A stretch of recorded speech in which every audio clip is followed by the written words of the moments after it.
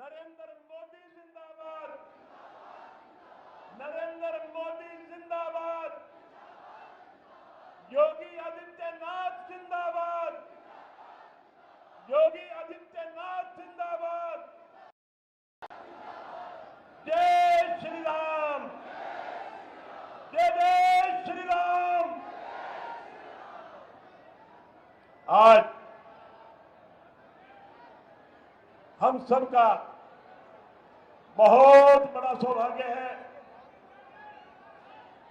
भाई ऐसे नहीं, भाई आराम से, भाई शोर नहीं, सुनो एक मिनट। आज सब हांसी वासियों का सौभाग्य है कि आज इस शहीदों की भूमि पर एक महान संत और एक बहुत कर्मठ मुख्यमंत्री, जिन्होंने यूपी का मुख्यमंत्री बनने के बाद एक विशेष छाप छोड़ी है कि क्राइम नाम की चीज हम बिल्कुल बर्दाश्त नहीं करेंगे। ऐसे महान मुख्यमंत्री योगी आदित्यनाथ जी आज यहां शहीदों की धरती पर अपना आशीर्वाद देने के लिए यहां पधारे हैं। मैं पूरे हांसी हल्का की तरफ से, आप सबकी तरफ से उनका बहुत बहुत स्वागत करता हूं, उनका बहुत बहुत धन्यवाद करता हूं। साथियों, आप सभी जानते हैं कि 5 तारीख को अपने हरियाणा में विधानसभा के चुनाव हो रहे हैं और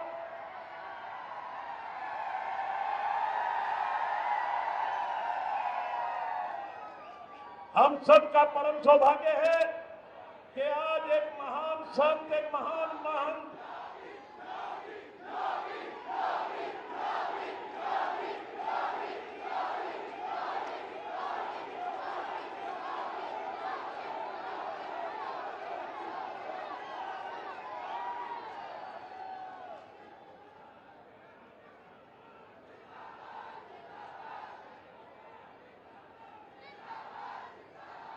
भाई, बस एक मिनट सुनो भाई। आज हम सबका सौभाग्य है कि हमारे बीच में एक महान संत, एक महान महंत, उत्तर प्रदेश के मुख्यमंत्री योगी आदित्यनाथ जी अपना आशीर्वाद देने के लिए, आप सबसे वोट की अपील करने के लिए इस हांसी की पावन धरा पर, इस शहीदों की धरती पर आज खुद चल करके आए हैं।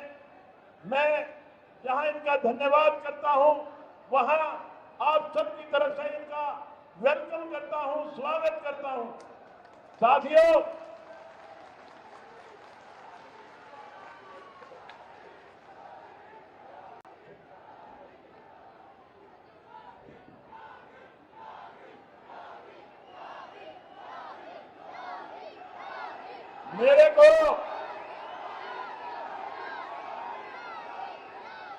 मेरे को ऐसा अनुभव हो रहा है कि आप योगी जी के आने पे इतने खुश हैं, इतने खुश हैं जिसकी कल्पना नहीं की जा सकती। मैं समझता हूं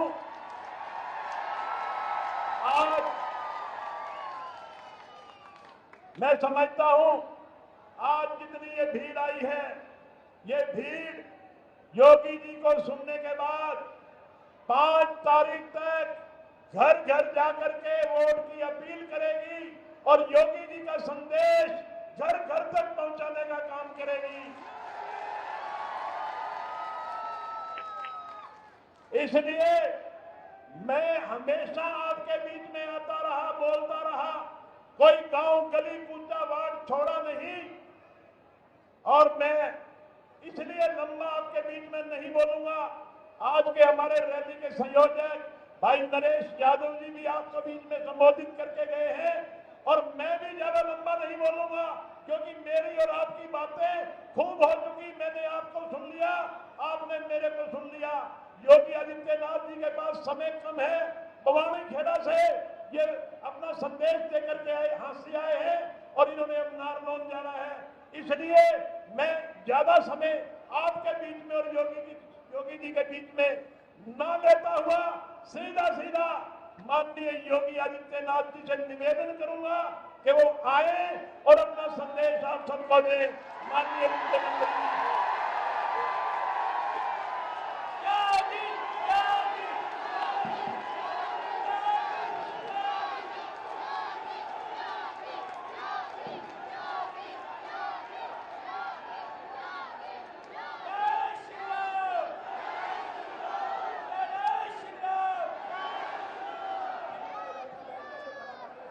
हिसार और हांसी की ऐस धरती पे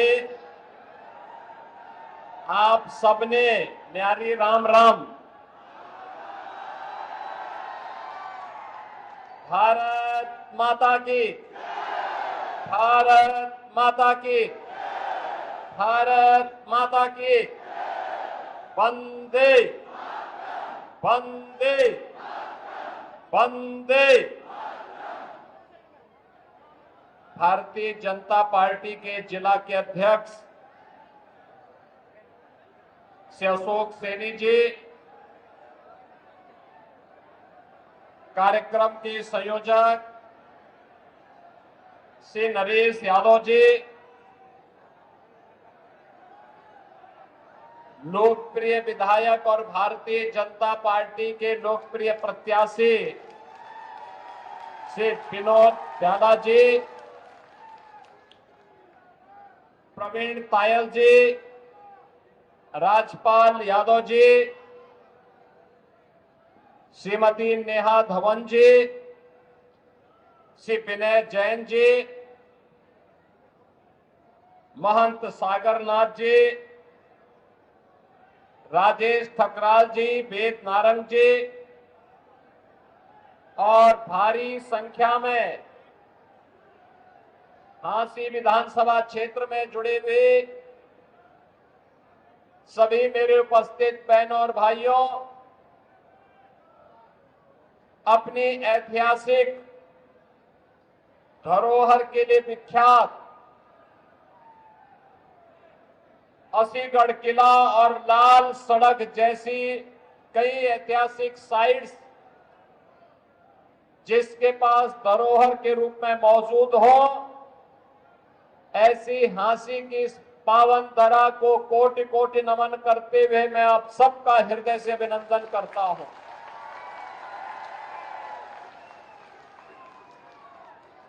बहनों और भाइयों, हमारा हरियाणा वीर भूमि है, परिश्रमी भी है।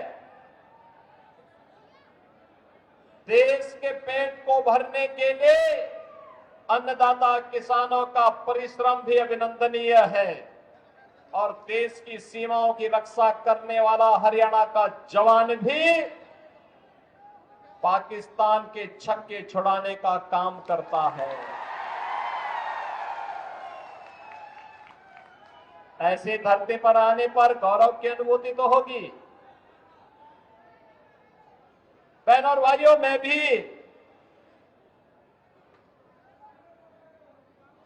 मर्यादा पुरुषोत्तम प्रभु श्री राम की पावन धरा अयोध्या धाम की धरती उत्तर प्रदेश से आपके बीच में आया हूं। अभी जैसे मैं आया, यहां पे राम दरबार के दर्शन मुझे सामने सामने हो गए। छोटे छोटे बच्चे, कोई राम के वेशभूषा में, कोई लक्ष्मण, कोई माता सीता की, कोई हनुमान जी के, ये सब के वेशभूषा में, कोई गुरु वशिष्ठ के वेशभूषा में, लेकिन कोई रावण के वेशभूषा में नहीं था। लगता है आपने तय कर लिया कि रावण, मेघनाथ और कुंभकर्ण की वेशभूषा में केवल कांग्रेस के लोगों को रहना चाहिए। बहनों और भाइयों, अयोध्या में 500 वर्षों का इंतजार समाप्त हुआ। अब अयोध्या में 500 वर्षों के बाद रामलला फिर से विराजमान हो गए हैं। जिस कांग्रेस ने अयोध्या में राम मंदिर के मार्ग में बाधाएं खड़ी की, जब पूरी दुनिया प्रफुल्लित है, उत्साहित है, तब कांग्रेस के ये बदनसीब नेता आज घड़ियाली आंसू बहा रहे हैं, कह रहे हैं कि अयोध्या में 22 जनवरी के फंक्शन में इतना भव्य फंक्शन क्यों हो गया। बताओ, हमारे प्रभु 500 वर्षों के बाद अपनी जन्मभूमि पर विराजमान हो रहे हैं। पूरा देश प्रफुल्लित है, पूरी दुनिया प्रफुल्लित है, लेकिन कांग्रेस के बदनसीब नेता आज भी इसको अच्छा नहीं मानते हुए आज भी घड़ियाली आंसू बहा रहे हैं। बहनों और भाइयों, जिनको अपनी धर्म और संस्कृति पर गौरव की अनुभूति न होती हो, जो भारत की परंपरा पर गौरव की अनुभूति न कर सकते हो, दुर्भाग्य से 1947 में उन हाथों में देश की बागडोर आने के बाद जो ड्रेज शुरू हुआ था, वह पहले अटल बिहारी वाजपेयी जी ने और फिर प्रधानमंत्री मोदी जी ने उसको संभाल करके आज एक नए भारत का दर्शन हमें करा दिया है। याद करिए 2014 में मोदी जी प्रधानमंत्री बने, 17 में उत्तर प्रदेश में भाजपा की सरकार बनी, डबल इंजन की भाजपा की सरकार। मात्र जो काम कांग्रेस 60-65 वर्षों में नहीं कर पाई, भारतीय जनता पार्टी की सरकार ने मात्र 2 वर्ष में वह 500 वर्षों की समस्या का समाधान करके अयोध्या में रामलला का विराजमान करवा दिया।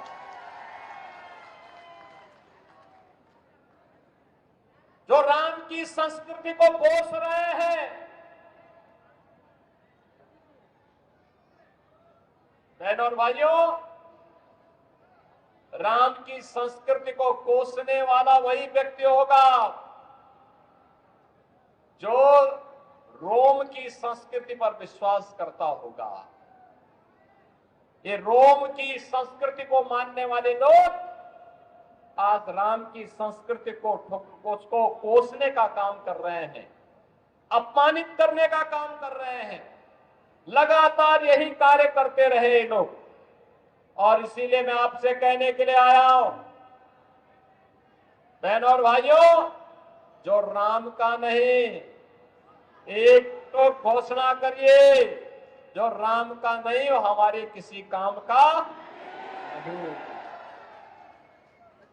जो राम का नहीं वो हमारे किसी काम का नहीं। राम तो भारत राष्ट्र के प्रतीक हैं।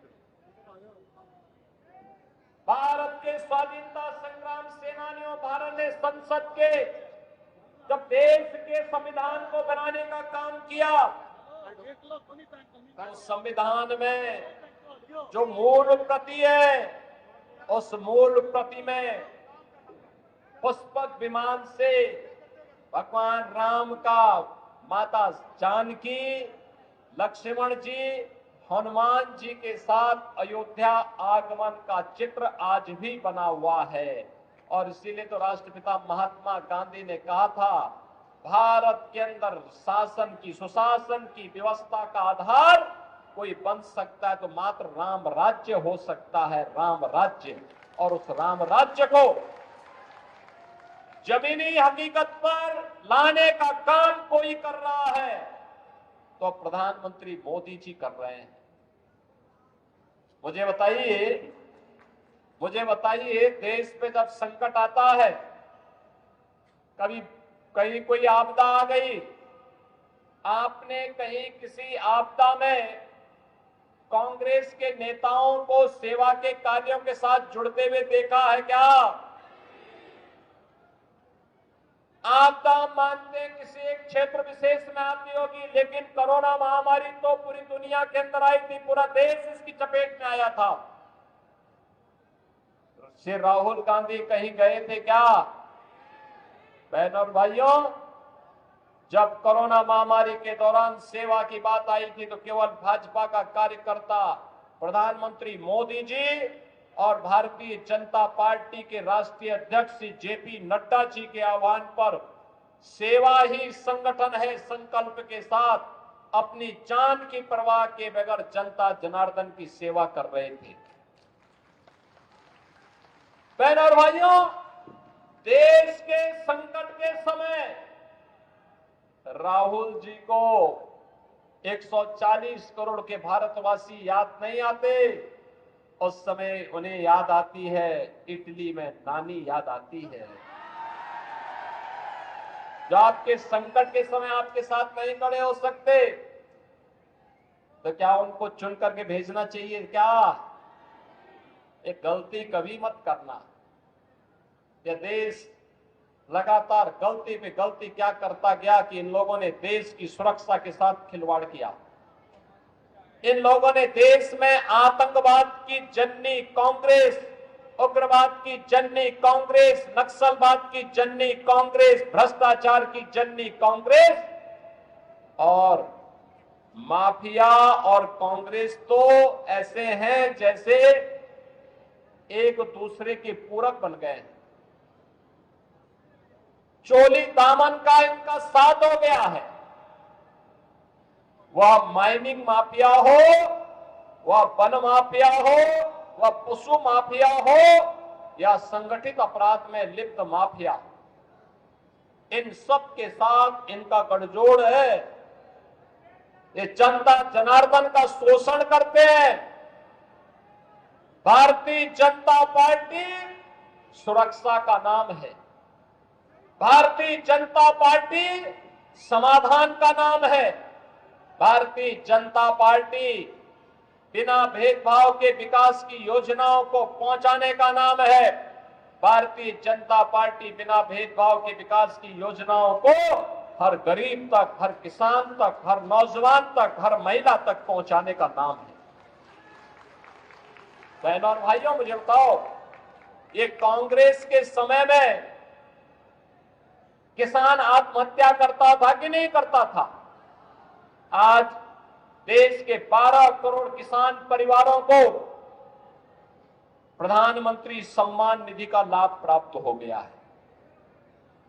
कांग्रेस ने क्यों नहीं दिया, लेकिन मोदी जी ने दिया। 80 करोड़ गरीब फ्री में राशन की सुविधा का लाभ प्राप्त कर रहे हैं। 60 करोड़ गरीबों को 5 लाख रुपए की आयुष्मान भारत की सुविधा प्राप्त हो रही है। 12 करोड़ गरीबों के घर में शौचालय बन गए हैं। 10 करोड़ गरीबों के घर में उज्ज्वला योजना का रसोई गैस का सिलेंडर पहुंच गया है। और बहनों और भाइयों, 4 करोड़ गरीबों के घर भी बन गए हैं। 4 करोड़ गरीबों के घर। जो काम कांग्रेस 7 वर्ष में नहीं कर पाई, मोदी जी के नेतृत्व में, नायब सिंह सैनी जी के नेतृत्व में डबल इंजन की भारतीय जनता पार्टी की सरकार ने वह कार्य मात्र 10 वर्ष में हरियाणा के अंदर करके दिखा दिया है। आज यहां बड़ी अच्छी खासी चौड़ी 2 लेन, 4 लेन, 6 लेन की सड़कें हैं। IIT है, IIM है, एम्स है, 1 डिस्ट्रिक्ट 1 मेडिकल कॉलेज है, हर घर नल की योजना है। विकास की नई नई योजनाएं आ रही है। उद्योग आ रहे हैं, निवेश आ रहे हैं, नौजवानों के लिए नौकरी है, किसानों के लिए तमाम प्रकार की सौगात है। बहनों और भाइयों, ये काम आखिर कांग्रेस क्यों नहीं कर रही थी? कांग्रेस को अराजकता और अव्यवस्था फैलाने से ही फुर्सत नहीं थी। इनके समय में न बेटी सुरक्षित थी, न व्यापारी का सम्मान था, न दलित सुरक्षित था और न ही किसी व्यक्ति की दौलत ही सुरक्षित थी। इसलिए बहनों और भाइयों, आज जब आपको चुनाव का निर्णय लेना है हरियाणा के अंदर, मैं आप सबका यही आह्वान करने के लिए आया हूं। याद करिए, 2017 के पहले उत्तर प्रदेश के अंदर भी यही होता था। गुंडागर्दी चरम पे थी, अराजकता थी, हर तीसरे दिन दंगा होता था, बेटी सुरक्षित नहीं थी। बड़े बड़े माफिया सत्ता के पैरेलल व्यवस्था संचालित करते थे। पिछले 7.5 वर्ष से बीजेपी की डबल इंजन की सरकार यूपी में है और यूपी में एक भी दंगा नहीं हुआ, कोई दंगा नहीं। नो कर्फ्यू, नो दंगा, यूपी में है सब चंगा। क्योंकि माफिया, जो बड़े बड़े माफिया थे, दुर्दांत माफिया थे, वे या तो जेल चले गए या फिर जहन्नुम की यात्रा में। राम नाम सत्य है। और इसीलिए आज मैं आपसे कहने के लिए आया हूं, यह कार्य केवल बीजेपी करेगी सुरक्षा प्रदान करने का, बिना भेदभाव की सुरक्षा, बिना भेदभाव के सम्मान, बिना भेदभाव की गरीब कल्याणकारी योजनाएं और बिना भेदभाव के अयोध्या में राम मंदिर का निर्माण हो गया है। हर धर्म स्थल को उसके आध्यात्मिक वैभव को पुनर्स्थापित करने का काम भारतीय जनता पार्टी कर रही है। विरासत और विकास की योजना को एक साथ कोई ले जा सकता है तो केवल भाजपा ले जा सकती है। कांग्रेस के लोग तो विरासत की जब बात करते हैं तो इन्हें भारत नहीं, राम नहीं, इन्हें रोम और इटली याद आता है। ये जाए ना वहीं पे, ये वहीं की चर्चा करें। वोट यहां से क्यों मांगने के लिए आए? हरियाणा और झांसी से या हिसार से क्यों वोट मांगने के लिए आए हैं? वहीं से वोट मांगे।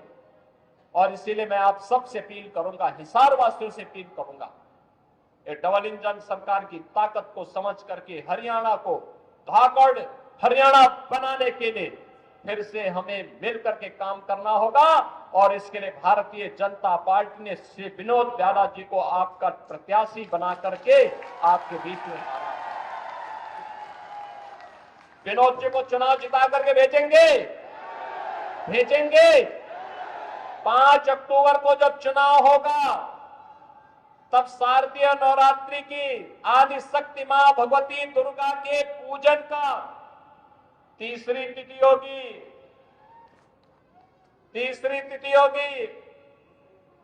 उस तिथि पर जगत जननी मां भगवती को साक्षी मान करके आह्वान करना होगा कि एक बार फिर से जगत जननी मां भगवती लक्ष्मी ये कमल के फूल पर आसन जमा करके फिर से हरियाणा को और वैभवशाली बनाने के समय अग्रसर हो सके।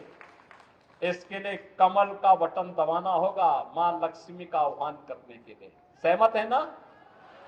सहमत है ना? तो चुनाव जिता करके भेजेंगे। आपका उत्साह के लिए मैं आपका अभिनंदन करता हूं। जो उत्साह आप दिखा रहे हैं, बस इस उत्साह को 5 अक्टूबर तक बने रहने दीजिए। कांग्रेस की जमानत जब्त करिए। जिन्होंने हरियाणा को लूटा है उनको सबक सिखाइए और हरियाणा को फिर से विकास की डबल इंजन सरकार की डबल स्पीड के साथ आगे बढ़ाने की तैयारी के साथ आगे बढ़िए। यही अपील आप सबसे करते हुए आप सब मेरे साथ बोलेंगे, भारत माता की, भारत माता की, भारत माता की जय श्री राम, जय जय श्री राम।